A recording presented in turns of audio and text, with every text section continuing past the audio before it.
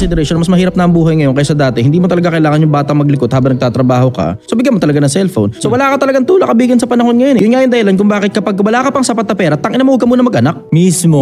Pare. Tapos matutunan mo rin muna bago ka mag-anak, pag may sapat na pera ka na, matutunan mo muna kung paano mag-raise ng mga bata bago ka mag-anak. Pag-aralan mo muna kaya. Talaga. Testing ka muna. Maganda yung sinabi ni Chichester, yung mag-raise ng anak. Ito madalas ko marinig to. Ewan ko, naririnig nyo rin to sa mga nagpa-podcast na may mga anak na, no? Lagi nilang sinasabi, ngayong well-off na sila, ayaw na nilang iparanas yung naranasan nila sa Ay, mali yun. Diba? Yung kabubuan unfair nun eh.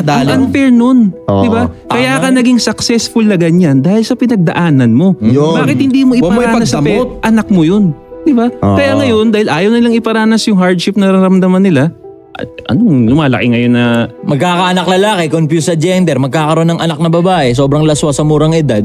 di ba? Mabubuntis ng maaga. Ang unfair nakatanghod din sa kanila. Kaya ka naging well-off, naging okay ka na matanda ka dahil sa pinagdaanan mo. Importante yun eh. Yung maituro mo yun eh. Ipa-appreciate mo sa kanya. Yung kumbaga parang pwede mong dalhin siya doon. Nandito ako, kung na-appreciate mo yan. Nandito ako lumaki sa squadron. Ngayon nandito ka na. So nagigets mo ba ibig ko sabihin? Di ba yung ganun mag-teach? Diba? Hindi yung talagang nandito ka na sa well-off, talagang puro bomba ng luxury na binigay mo. Wala na. Anong naituro mo dun? Diba? Naituro ka na stupid doon sa bata nang hindi sinasadya.